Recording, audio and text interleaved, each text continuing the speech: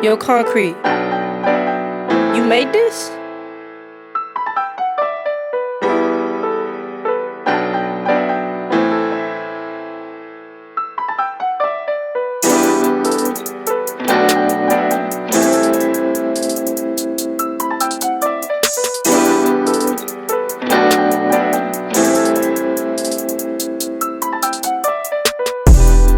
Now we are recording. All right, everyone, welcome back to another episode of Prolific Roots. We are excited to be here with a very special guest that we have today. If you listen to our last episode, I mentioned that we were in talks with a future politician, and we are men of our word. And so here she is today. Shout out to Ofa for coming on to the show and agreeing to chat with us. She is currently running for House of Representatives, correct, in West Valley. Okay, so we'll let her introduce a little bit about herself, maybe where she's from, where she grew up, that kind of stuff. And then we'll dive into the details of what she does now. Awesome. Well, thank you again for having me on the show, guys. I love being able to connect with people out in the community, people who are having, conversations, dialogues about things that are happening in our communities. And so I'm very, very honored that you guys invited me to be on here today. So again, my name is Ofa Matagi. I'm running for House of Representatives, District 33. And so a lot of people have been asking me, oh, can I vote? Can I vote? Because we're in primary right now. But, unless you're in that district, there's a specific, West Valley has different districts that flow into them. And so, unfortunately, some people aren't able to vote because they don't fall within that district line. But a little bit about me. Born and raised in West Valley. My parents migrated here to the United States when we saw a large influx of PIs coming to Utah specifically. And so that was, the late 1970s. All right, now we are recording. All right, everyone, welcome back to another episode of Prolific Roots. We are excited to be here with a very special guest that we have today. If you listen to our last episode, I mentioned that we were in talks with a future politician, and we are men of our word. And so here she is today. Shout out to Ofa for coming on to the show and agreeing to chat with us. She is currently running for House of Representatives, correct, in West Valley. Okay, so we'll let her introduce a little bit about herself, maybe where she's from, where she grew up, that kind of stuff. And then we'll dive into the details of what she does now. Awesome. Well, thank you again for having me on the show, guys. I love being able to connect with people out in the community, people who are having, conversations, dialogues about things that are happening in our communities. And so I'm very, very honored that you guys invited me to be on here today. So again, my name is Ofa Matagi. I'm running for House of Representatives, District 33. And so a lot of people have been asking me, oh, can I vote? Can I vote? Because we're in primary right now. But, unless you're in that district, there's a specific, West Valley has different districts that flow into them. And so, unfortunately, some people aren't able to vote because they don't fall within that district line. But a little bit about me. Born and raised in West Valley. My parents migrated here to the United States when we saw a large influx of PIs coming to Utah specifically. And so that was, the late 1970s, early 1980s, where, people were coming in from, different islands. My parents migrated here from Tonga about the late 1978 or so. And a majority of Pacific Islanders were finding themselves either, by inland coastal areas like the Bay Area, or Hawaii. That's the largest population of Pacific Islanders in the United States today is in Honolulu, Hawaii. And second would be West Valley. And so oddly enough, so they made West Valley home as they had found a lot of family members and friends coming to West Valley. And frankly, compared to the other states, West Valley or Utah at that time specifically had, a much lower cost of living. And so they ended up building their roots here. And, I attended Granger Elementary in Hillsdale, and, just seeing my parents work a lot. They worked, both of them worked very heavy manual labor jobs, particularly my dad. And so that was the story I think is common amongst Pacific Islanders. It's just parents being able to work in some type of industry that will be able to provide for their family. But, oftentimes it was something like arduous, hard labor, something generally in those lines, right? And I think, like many migrant families coming here to the United States, they were looking for something more, right? They were looking for opportunities and, to be able to achieve this dream. And I think, we have such an amazing opportunity as first generation to, or second generation to be able to take advantage of the things that are around us. And I think, I often look and sometimes I see other Pacific Islanders who may not be aware of what opportunities are available to them. And I think that's a travesty. And I, sometimes I think I'm like, what's the disconnect? Like, why is it that, people aren't aware of these things, or, maybe they don't have the best familial situation at home to be able to help, ingrain these opportunities, or, that education is important, or, what resources are available in the community. And so that was a big push for me as a child. And even though I didn't really know what that word meant, like I did see that there were certain disparities within our community, right? In regards to achievement, in regards to family support, in regards to financial resources. And so like, I didn't have a word for it at that moment, but at that time I was like, something isn't, right here. Something doesn't match. And so I had that in the back of my head and just kind of went throughout school with that in mind. But I think it wasn't until college that, I really had my eye opened. Like I'm so grateful for the opportunity that I had to go to school and to learn and to kind of unpack a lot of the things that I learned up to that point in regards to, like privilege and power, in regards to how that manifests itself. Like, how does that look like in our society today? And then things started to click in my head. Things started to make more sense, because I said, oh, okay, like, why do kids on the West Side don't, only have these resources, only have these certain preparatory classes to help them prepare for a post-secondary education, versus, kids or friends that I had that went to schools like not Cypress, but like, schools on the East Bench, Highland, and, other like, what is it, 3A, 5A schools, the difference between those and the population of students, and just the achievement rate and those between those schools are just drastically different. And so I knew that there was something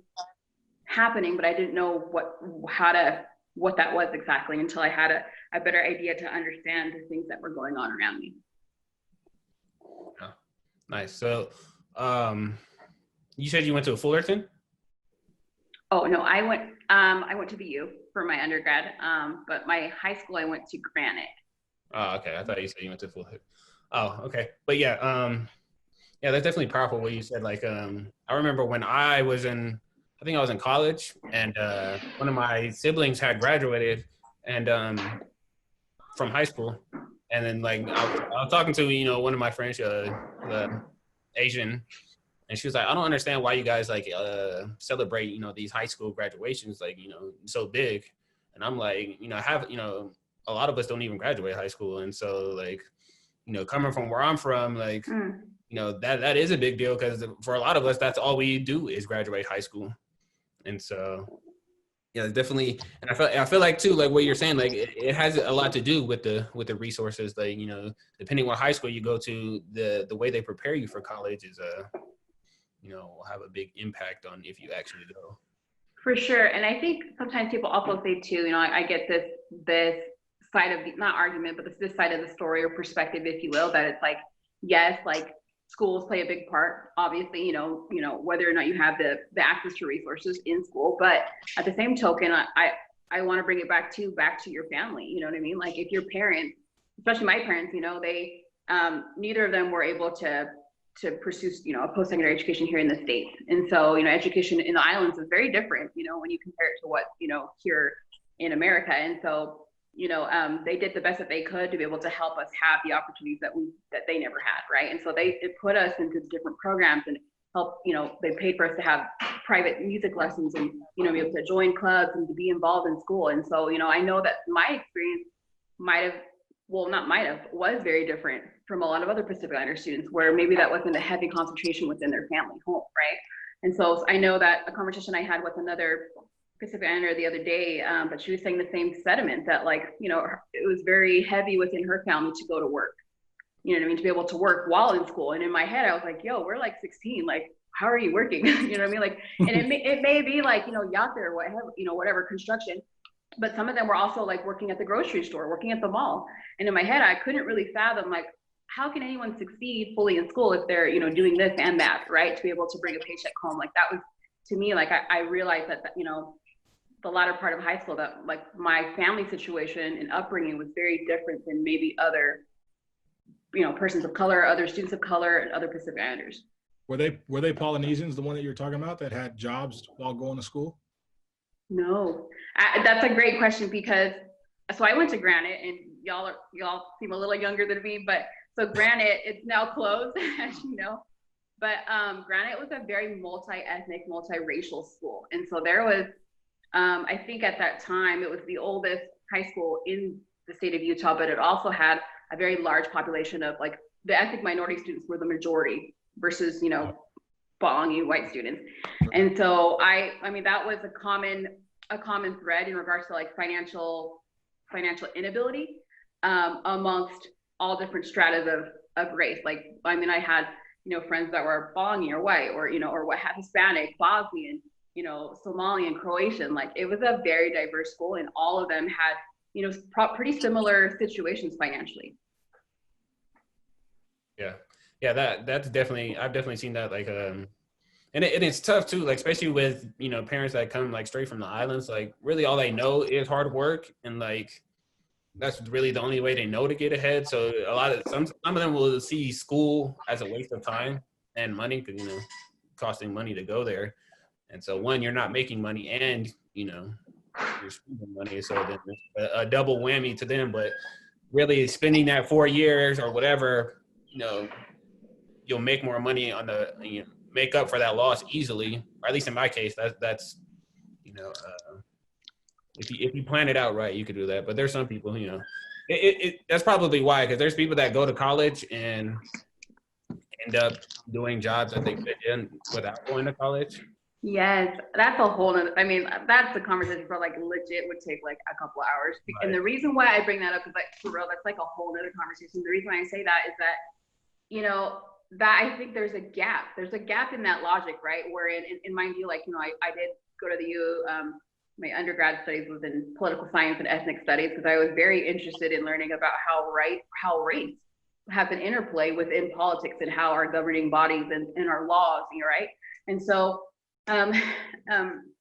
aside from that, but just knowing that, you know, there was a lot of my counterparts that went to school, and, you know, maybe they had a bachelor's or even a master's degree, and then coming out thousands of dollars in student loan debt, right? And then you're like literally paying that off, especially if you're in a higher profession. If you're like in grad school, you're, you know, pharmacy, med school, law school, like those are higher, you know, paying or higher cost for school and cost of living. And so you're looking at 60, 100, like it's crazy, you know, but you come out and you're literally chained to this debt.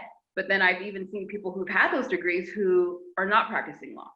Right. Or like weren't able to practice the state, or weren't able to pass the Utah State Bar to be able to get licensed. Like, to me, that's crazy, right? Like, you went to school all for all this, and because of this test, right? Obviously, not to say that the test isn't important. Obviously, yeah, like I would hope my lawyer, you know what I mean, went to school with certain qualified, right, to be able to practice law and knew all the different, you know, inner lanes of law itself. And so I get why that's there, but at the same token, like, and if you don't succeed in that way, or the job market isn't good, then what? Right. Like, you know, I mean, I've seen friends who've had bachelor's degrees who are working at, not that there's anything wrong with this, but that, you know, I think there's that, like I said, like that fallacy in that, like, if you go to school, you get a good education. And not to say that you won't necessarily, but like there's, you know, I've seen examples where that's not necessarily true. Yeah. Unfortunately. I think it's important just to have a plan. A lot of people are forced to go to school, and, you know, get school out of the way, get your general, you know, studies out of the way, and then they end up falling into something that they're not really, one, passionate about, or they have no clue what they're going to do with that degree afterwards. And just like you said, they get a degree, and it may be a bachelor, and it happens a lot with athletes, you know, because education is free, so they just almost just pick anything, right? Yeah, I'll do that one. And then when it's done, you know, all said and done, then that bachelor is not being used or whatnot. And so kudos to those that do get that education for free. But the ones who do, I feel like it's almost a waste of time to, you know, pay all that money or be in all that debt and then not know what you're going to do with that degree. You know what I mean? So I think it just takes not a master plan, but just have some type of plan to know what you're going to do afterwards with that degree and whatnot, kind of like what Monte did with his. Yeah, and I think, sorry, and my last little thing, sorry, and if I'm monopolizing the conversation, you guys just tell me like, hey, calm down. But my last thing I'll say about that is that, you know, people will go to school and, you know, do all these things and then come out, but the same token too, like what's happening right now can be very different in 5 years, 4 years, 6 years when you graduate, right? And so the economy and what's happening in regards to the available jobs in that market, they don't look so different. They might, maybe not, but I mean, 10 years ago, like the job market is very different here in Utah than what it was 10 years ago, right? And so even if you get into profession, you know, what does that look like in the sustainability of having that profession? And like, is it going to, you know, because I know people who were attorneys, but then it didn't work out. They did try it out, right? And then they still have $1,000 of student loan debt. And then they found a different profession after it didn't work out 5 years doing that, right? And so I get that these are certain cases, and I'm not in any way discrediting like that field, because I mean, I had worked in law for a very long time, but you know, I mean, like I said, there is like a gap in that conversation and that dialogue that I feel like people are not addressing in the viability of what is that really gonna, like, what is that gonna tangibly look like when I have this degree, right? I think you learn great things, but the same token, like, you know, just to be candid, keep it real, like I haven't used anything in my calculus class, right? Like, so like when we're talking about applicable knowledge, right? Like what am I really gonna use here? You know what I mean? I've never talked about Saturn and the planets, and when I had to get that science credit, like, you know, like, I don't know. But I mean, I get that it helps you become general eds. The whole premise is to be able to learn and be more well-rounded. But yeah, I still haven't had to have any conversations about earthquakes and volcanoes and like seismic shifts and, you know what I mean? Like, well, times have evolved. I mean, we talk about a lot on our podcast about progression. A lot about progression is being aware and educated about what your options are. And so we've talked about it a ton on this channel, on our podcast before. A lot of it is just making sure that the younger generation know and understand that there are options that lie outside of academics and going to college, you know. For some people, that might be the route that they want to go, and sometimes that might be the route that they have to go to get to where they want to go eventually. You know, there are some professions that require those credentials, and you just can't get around. But the world that we live in today, like I said, it's evolved, and so there are a lot of professions that you don't need those credentials from college or from a university to do that. And so I think a big part of that is making sure that the younger generation, they understand that there are options. Like, it's not like school or you're going to be homeless. Like, if you don't get your degree, you're going to be homeless. You're not going to live a successful life. That's far from the truth, especially in the world that we live in today. And so I think a big part of it now is just making sure, now that we understand that, making sure that we relay that to the younger generation as they're coming up, and don't really just not putting that much pressure on them to go to school, you know, more so like Malosi said, having a plan. Put pressure on them to have a plan, not to put pressure on them to make sure that college is within that plan. And I think that's a big part of things right now, is like, you know, like Lucy said, we don't want to, a lot of them, they just sign up for something that they're truly not ready for. Or maybe they just really don't understand what they're signing up for. right. Oh, I'm going to school and I'm going to get a degree. And that's really the extent of what they're thinking. And so I think it's a big part of it is just, yes, put pressure on them so that they know that it is serious, and that, you know, when the time comes, they'll be prepared. But making sure that that pressure doesn't include, it has to include college, right? It has to include school. I don't think that, just to close on that topic, but just that success, you know what I mean? Like, that's not the only way to be successful, right? Like, there's other modes, other avenues, I think, that are also very, like, you know, if it's vocational school, or if it's, you know, being an entrepreneur, like all these different opportunities that are available. And not, like I said, I'm not here to bash or discredit formal education, because I feel like I had learned a lot in that field, but that's my story, right? And that's not to say that my story is, you know, the same for every other person. Yeah, so I guess on going off of that note, at what point during your undergrad, or maybe it didn't happen during your undergrad, but at what point did you see yourself moving into politics the way that you are now? Or was that always a goal of yours to eventually run for offices such as this? It's funny, I get this question a lot, but I like go back memory lane, and it honestly was a conversation I had with my dad. So along, like, I think I was just beginning high school at Granite, and about that was when, at that time, Lieutenant Governor, which was Olene Walker, right?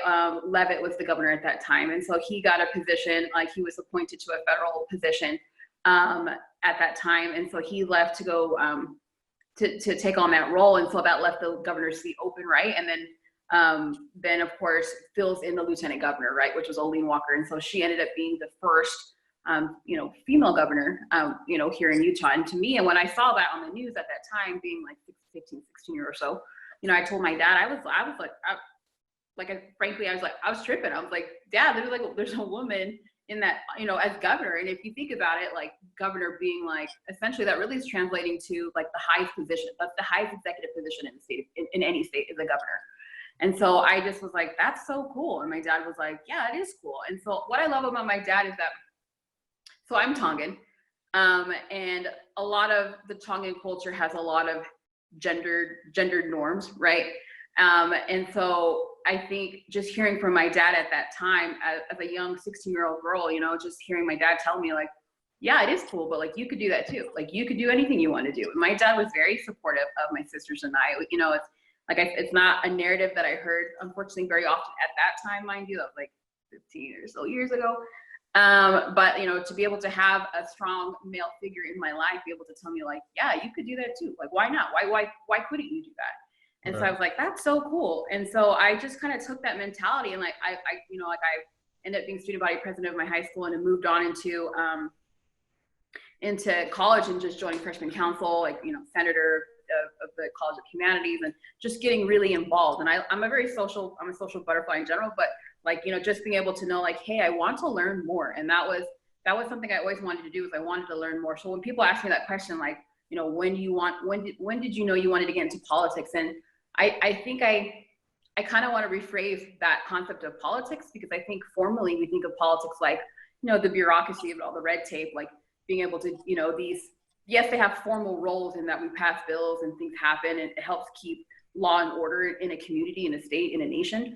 But when we talk about like at its core, what is politics? And to me, politics is really civic engagement. It's community awareness. It's being able to, if we really strip the title, right, and like think about what is politics, it's really, the efforts of a person or the community to be able to represent, and to be able to find solutions, and be able to, to be able to move your community forward. And I think that's how I think of politics. And that's how I've always thought of politics. I don't ever even thought of it like, the term politician, I know that's like the formal title or what have you, but to me, I'm like, yeah, but I've always been community oriented, and so that was just the beginning of that whole process and that journey. And I took that and I ran with it. I really, I love learning about how society works. Like what happens when this happens, if this law is implemented, what is the repercussions of that? Or, is it beneficial? Is it beneficial to me? Is it beneficial to my community? And so when we talk about the praxis point, like what does that tangibly look like in the community when certain things are implemented, laws are put into place, what does that look like? And so, I was so interested, and that's why I went into poli-sci, political science and ethnic studies, again, just to the emphasis about learning about those constructs of power and privilege, and how does that look, what does that look like when, here in Utah, when we have a super majority of people who don't represent a majority of the state or the constituents they serve, right? And so the praxis point of that is, what does that tangibly look like? We're getting bills being passed and things being, passed on that don't represent or are not reflective of the people, right? We've had 3 referendums, for heaven's sakes, right? And so people took things to referendum where they have bills that they put forward, and they were like, no, like we don't want to increase some taxes. Sorry, say that again? Explain what that is for us. So like you can do a referendum where you take it,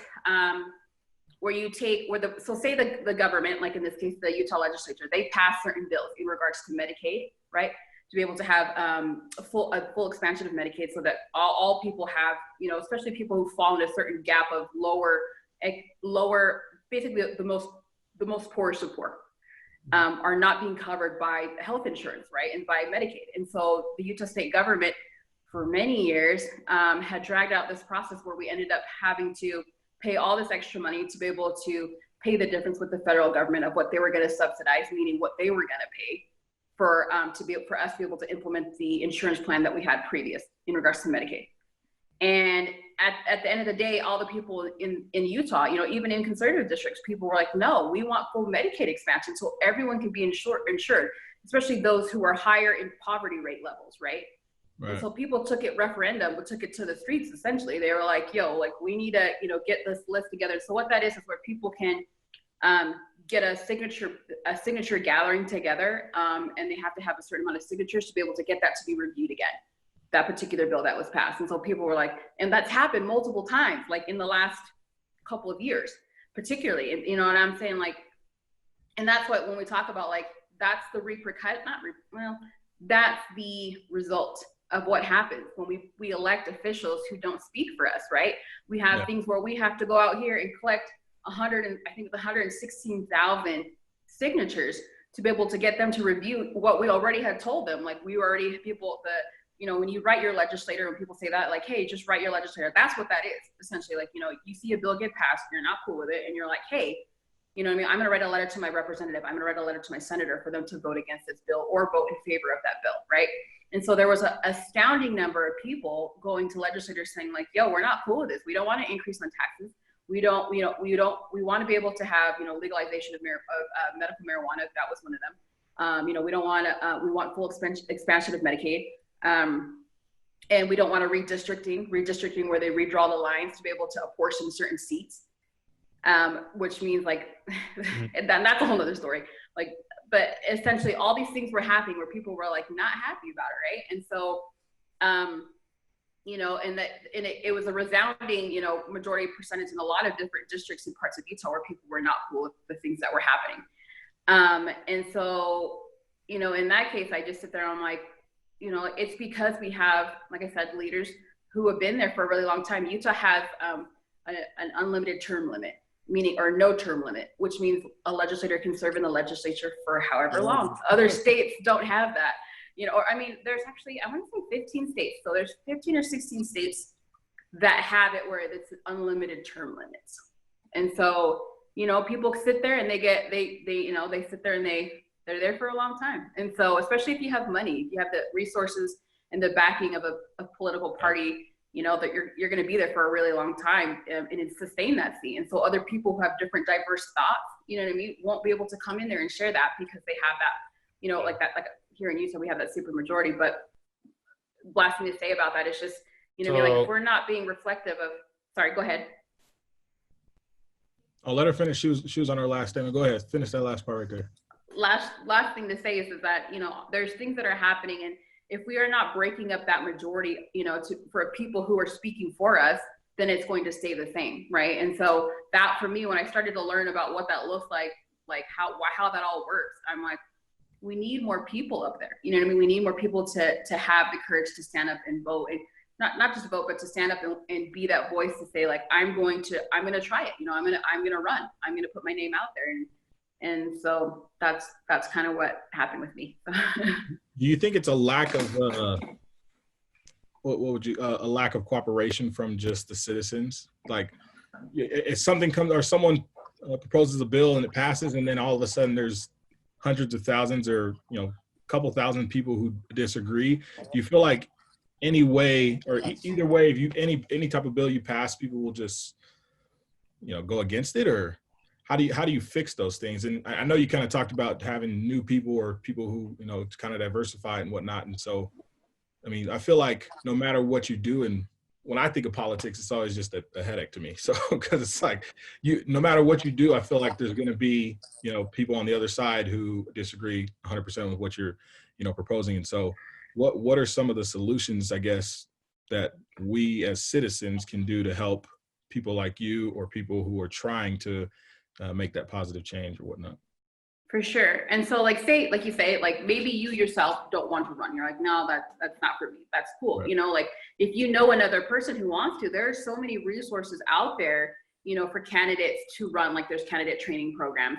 But aside from like running, and aside from supporting people who may want to run, or encouraging people to run, to rise to the occasion, to be, you know, to be an elected official or representative of the community, I think other ways would be just to be knowledgeable, right?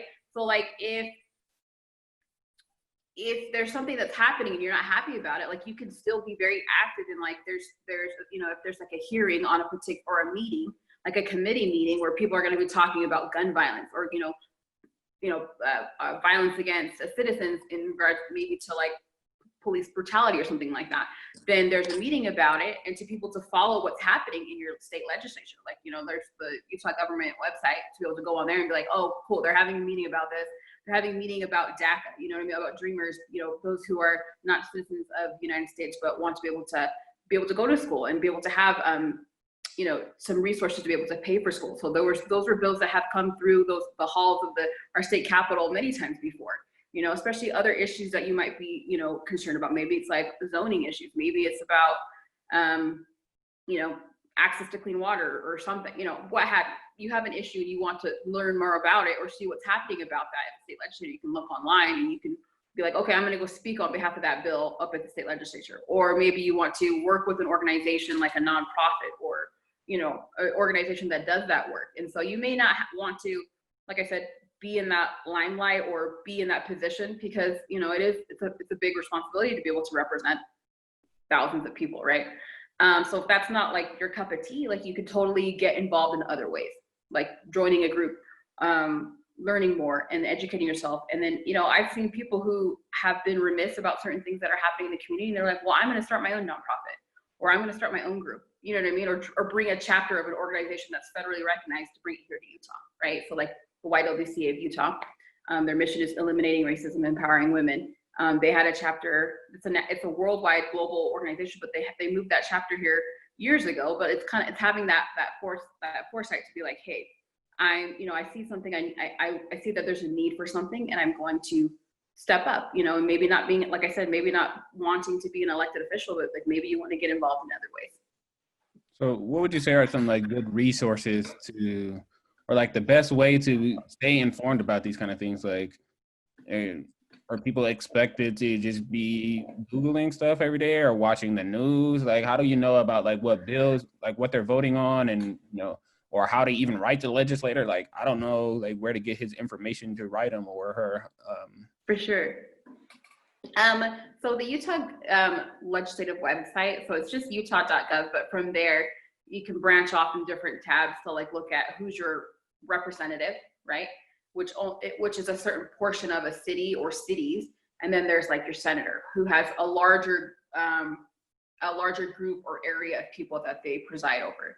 And so senators are looking at like I might be off with my number, but when I last read it, it was like, you know, like in the 90,000 or more that they oversee and represent their voices. And so you can go on the Utah government website. There are apps that you can, and I think Utah has one, but I can't remember what it is. I just go straight to the website, or I'm often up at the Hill where I'm just already there. So I kind of already am in tune with what's happening. So people can go and listen to what's happening up at the Capitol. You can like go up there during the session. Utah is a part-time legislature, which is, you know, a lot of other states are full-time legislators. Have legislative sessions that are full-time. It's like 90 days versus Utah, we have 45 days. And so we do a lot more things within a smaller amount of time, which is pretty miraculous. But there's a lot of work to be done with the work that's actually happening. But all that to say is that, you know, you can follow what's happening up at the Hill by going online, tracking a bill, tracking what's happening with the progress of that bill. Is it out of committee? Is it being open for public commentary where you can go and talk on bills? As like, you know, even if you're a parent or if you're a concerned citizen on something, like your voice is valuable. So if it's something that's personal to you and you want to talk about it, then I would encourage to either go to your city council meetings as well, because those are more localized, yeah. But then they're the larger ones, like where it's like a representative or senator, you can go up to the Hill to do that. But you can track bills and see the progress of them. Sorry, what was your question? Sorry, I don't know if I'm answering it all. No, that's what I was just asking. It's like, I mean, is that the only way? Like, I feel like a lot of people are not gonna just go be sitting at home and going to Utah. That's like too much work, it seems like. And that's another thing is like when people are like, I think one of the questions you had sent me was, you know, like, are we expecting too much of our government, or what can we do as people to get involved? Are we expecting too much of our representatives? Mm-hmm. And I think that's like, it's it's not like 50-50. I think it depends, but in most parts, like I feel like there needs to be a want and a need, right? I feel like, say for example, if something were to happen, right, heaven forbid, if something were to happen to my husband, like if he were to get shot down, and for something wrongfully, like I would be very remiss, and I'd be like, we need gun reform, right? So I'm going to go to the Capitol, and for that reason, it's because I have a personal interest, and I'm very passionate about going to speak on that. But that may not be the case for all people. But I feel like to some extent, if people want to get involved, they have to take some type of agency, right? To get involved in some way. Maybe you're right. Maybe people aren't going to be going up to the Capitol, because to be honest, when I started going up to the Capitol, I was like, okay, there's no one that looks like me here. I am the only Polynesian person here in this room, and I'm the only woman in this room, or what have you. And so being in spaces that are predominantly occupied by, our white counterparts can, especially in formal settings like that, it can be intimidating. Like there are times when I'm up there, I'm still like, and I just got to put my big girl pants on and be like, I'm here for a reason. I'm here for a purpose, and I have something to say. And I think if people realize more that whatever their story is, like whatever your background, whatever is happening in your life, whatever it is that's in your heart that you want to speak about, like speak on it. Like you have something to say and it's of value. And that was something that I've always felt strongly about ever since I started to, want to be involved and to run right now, is to be able to let other people know that you don't have to have a degree, you don't have to go to school, you don't have to have all these accolades or certificates or what have you, right? These formal experiences in life to be able to be heard. And I think the more that there's that visibility of having people who look like myself or look like you, that are in those spaces, people will feel more comfortable having that visibility of people who look like them, right?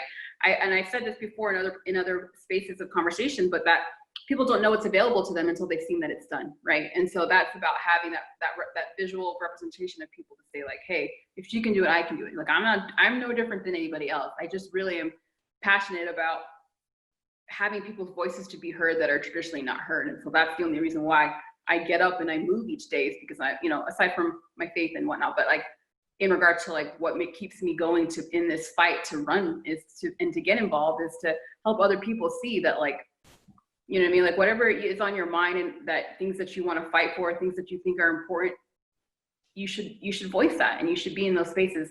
If it's not in a political official capacity, then you can learn more about that by going to your city council meetings. Maybe start there. Like those are much smaller meetings where they're just municipal wise, so like city wide. And so like West Valley, we have our meetings every first 4 Tuesdays of the month. And you can you don't even have to be there. You can like literally just do the live broadcast of it and watch it off your computer. There's times where I have to work late for work, so I do that. Is that like something you would go on Utah.gov to see also, like if you were interested in tuning into a city council meeting? So you can do that off of the city website, and every city has their own, how every city has their own city hall, like West Valley has their own, and West Jordan, Harriman, so forth. They'll be able to broadcast that off their own. And like, I don't know if every city does that. I would assume that they do, because everyone does that. But I know if West Valley's doing that, I'm assuming every other city is doing that.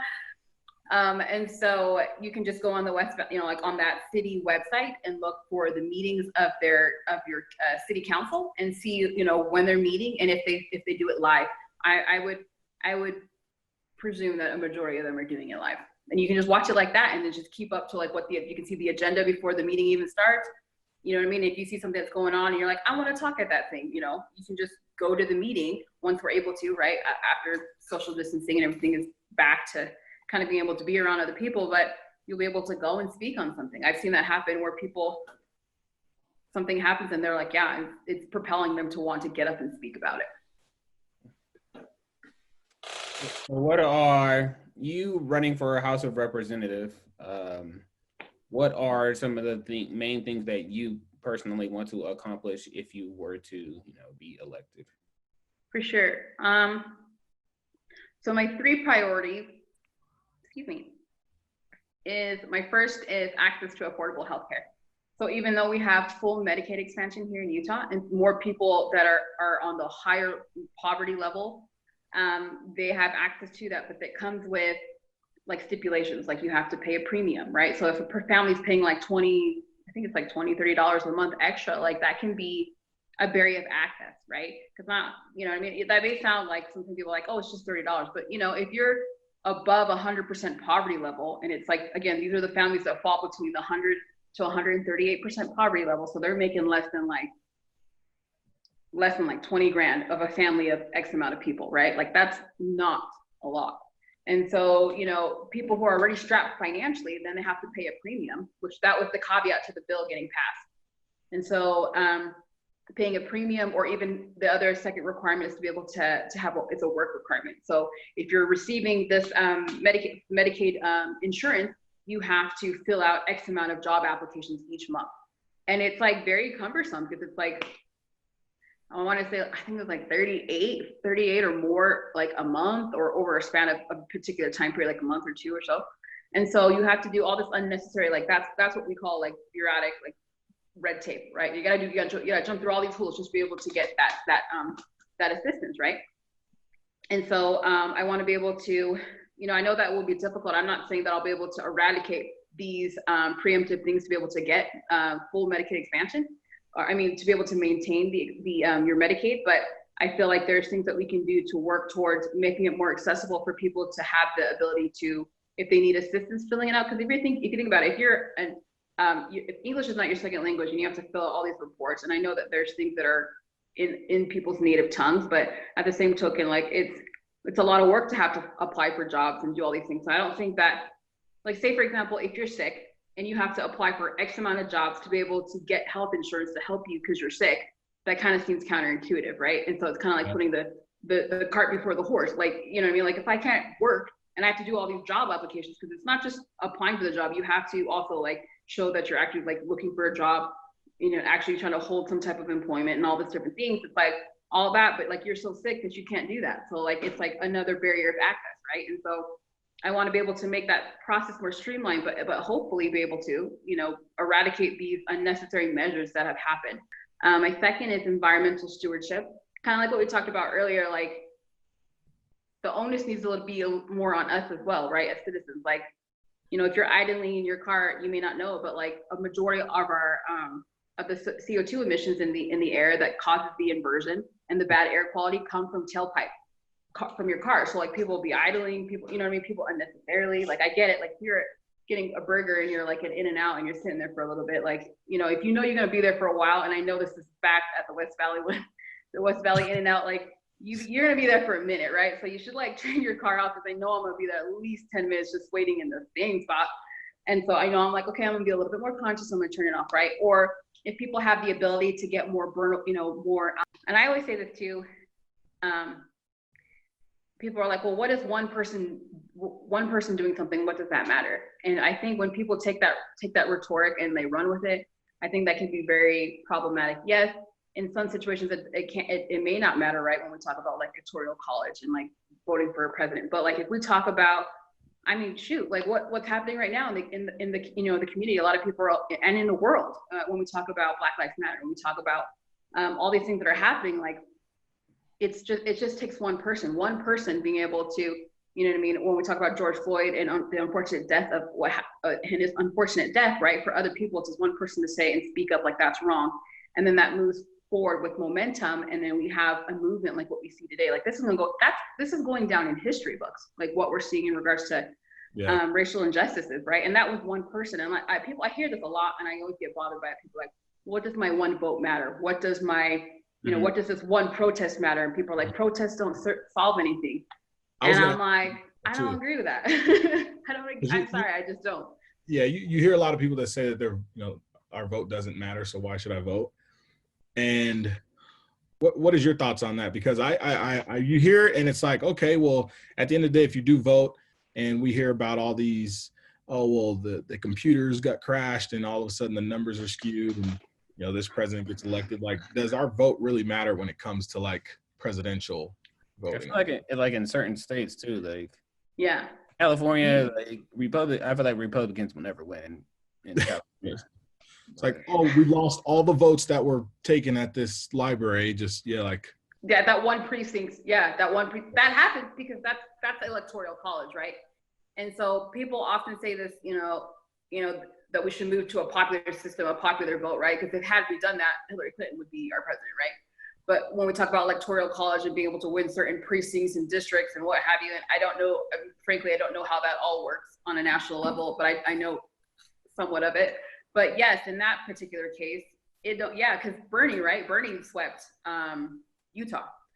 But you know, like how that works. So yes, in a presidential election, with how it being an electoral college, right? We have to think about like the ways in which we're voting. So in this way, it's electoral college. So yeah, no, it ain't going to matter. But in that sense, and I hope I don't sound crass, but like in regards to like actually being able to elect the president, not that your vote doesn't matter, but that like when we talk about municipal, right? We talk about city, like if you talk about local elections, because a lot of people ask me that question a lot too, like, hey, you see what's happening with this, with Trump and this or that, or the president or whoever is in office at this time. And I'm like, yeah, I pay attention to that to an extent, but I really started to focus more on what's happening on a local level and a state level, because that's where the change is going to affect the most, right? The bills that are being passed about taxes or this is affecting you in your own state. And so the national laws is one thing, and that varies in certain ways. But I think the biggest effect is what's happening in your own state. And so, yes, I think here in Utah, people should be voting. People should take that responsibility to want to learn more about who they're voting for. And that's why I say that takes the most effect, because I've seen elections, guys, I've seen elections here in Utah over the last 10, 12, 15 years, where people literally lose by like such a small margin of votes. And it's like ridiculous, because it's like, for example, right now, currently, Suzanne Harris, who I think she's a representative, I should know this. I think Suzanne Harris, so she's a doctor. She's a doctor, and she ran for office, and she lost against her incumbent meaning the person that was currently in the seat already up at the Hill. She lost against him. I think it was like a very small margin, like 12 votes. Jeez. Like 12 votes. Lost by 12. I'd be like, who in my family didn't vote? Because you know what I'm saying? Like it's such a small number. Like who didn't vote? Like you know what I mean? Like who on my block didn't vote? Like You're looking at everybody dirty right now. So there's that. That's one thing I was just talking to these guys about. I feel like for most of us, I mean, speaking for myself, definitely really don't pay attention to any other elections outside the presidential elections, which is crazy because I already feel like, it really don't matter to me who wins the president, because I feel like, the results will be the same. I really don't see anything different based on who's the president.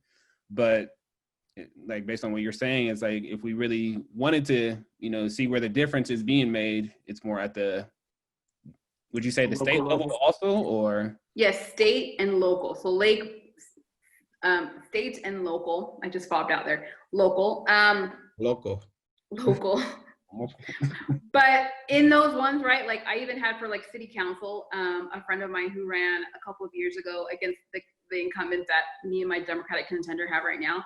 So I don't know if you guys know, but like we have a primary. So I'm in a primary, which a lot of other Democratic candidates don't have a primary. But because we have two Democratic people so there's conventions. I'm sure you've heard of convention when people are like, oh, people are going to convention.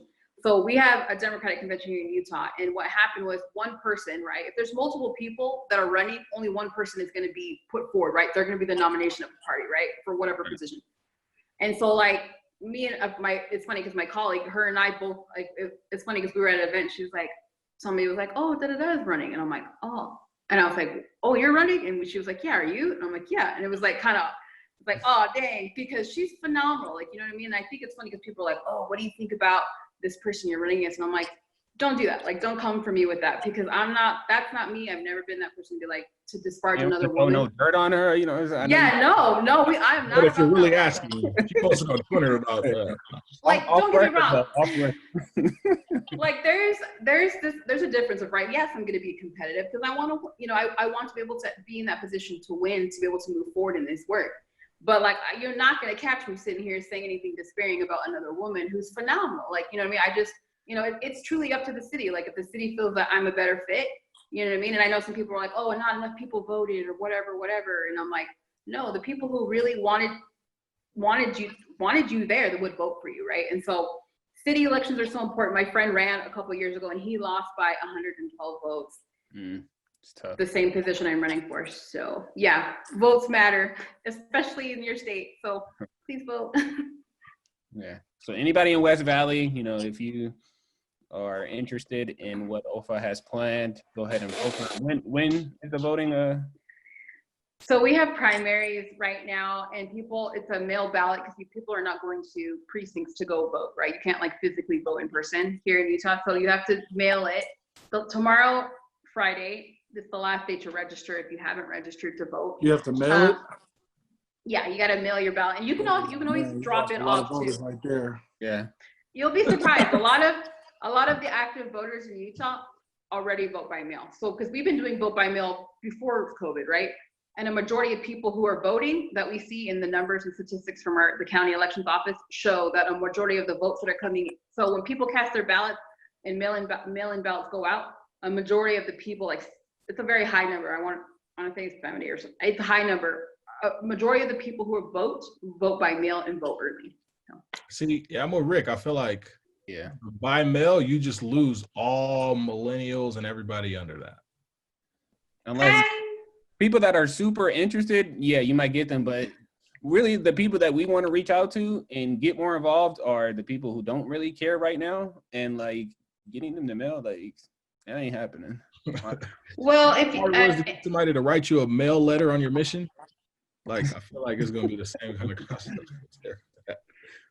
I feel like, I mean, if you look at a ballot and if you voted before, maybe you haven't voted, but like in general to people, but like you'll see that you're just checking, you're just filling in one bubble, but it's really easy and they make it easy. You can just send it back and pop it into the mailbox.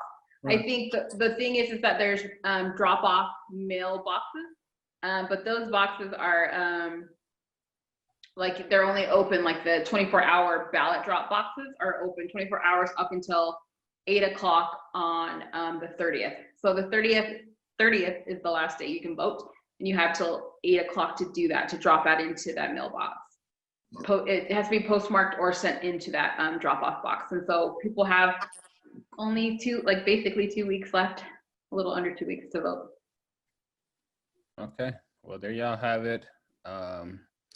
What are we looking at for time? Yeah, we ready to wrap it up, but I guess last thing, like for registering, where do people go to register? So you can register, I would recommend through Voterize. If you just go online and do Utah Voterize, Voter, like Voterize, like hold on, Voterise. I had to spell it out, sorry. Voterize, it's the easiest way to do that because you can just do it on your phone and register, and it takes less than 5 minutes. So. Okay. Is this a Utah thing only, or like that deadline? Yeah, so that's here. Well, I don't know what it is in other states, but here in Utah for primary, to be able to vote in the city election, if you have a primary, because like I said, we're the only district for a House of Representatives Democratic one that has a primary. But like if you want to vote for governor here in Utah, like you'd be voting in the primary as well. It's the same deadline for the 30th. Okay. Yeah, we'll probably have to just post about that. Yeah, we'll do that. I had a quick question. For sure. We kind of talked about education briefly, just about like the things that we've learned, like we're never going to use pi probably ever in our life. Is that something that your office or something that, what you're running for would be able to make changes to like the educational structure, or is that just something totally different? Oh, that's a hard one. It's just, that question is just like changing curriculum is very hard. You have to get that passed in regards to what is going to be taught at certain different levels of school, especially pre-K through 12th grade, right? But in college level, in regards to like general eds and what that looks like, I think that's, I think there's like, you have to have a certain general requirements to meet because that's how they're transferable, right? Everyone has to have the same, it has to be transferable and have somewhat of the same metrics of study that you have to be able to go to learn and go through and complete to be able to get your bachelor's, right? And so I don't know like what that would look like. I think that you can possibly change what that looks like and how it's taught individually per institution.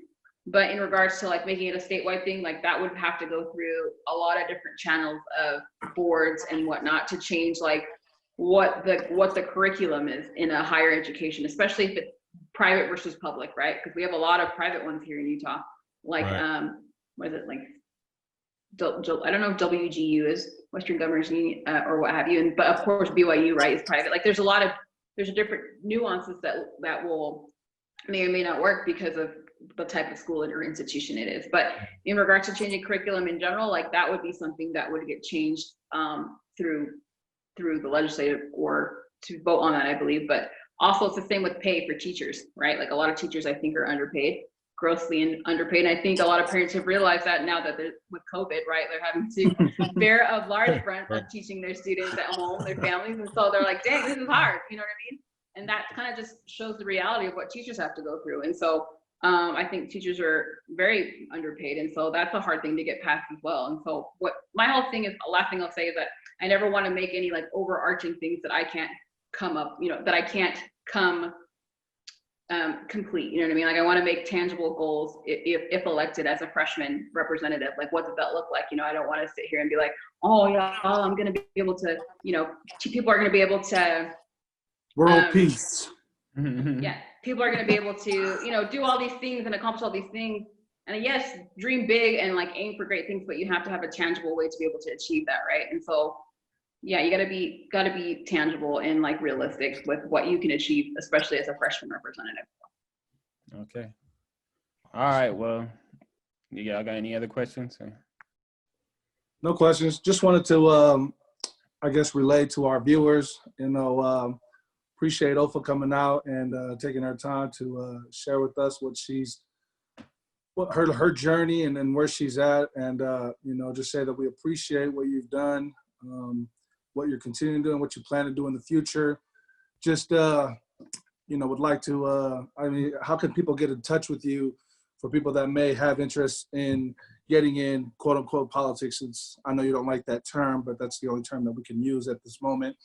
But is there a way that people can get in touch with you to maybe kind of direct them on their journey if they're having aspirations to get involved in something similar? Most definitely. My sister keeps calling me, sorry. But I would say you can contact me. I'm on all social media platforms. I'm new to Twitter, so my thing looks pretty weak. I have like one tweet. I did what's it called? A retweet? I did a retweet where yes, I did that. So it looks kind of dry. You won't really care to follow me there, I'm sure. But you can follow me on Instagram. I have a candidate page. I'm also on Facebook. I have a candidate page, and we have a campaign website. If you go to ofa4westvalley.com, and you'll find us, and you can learn more about my platform as well as, because I don't think I finished it. You asked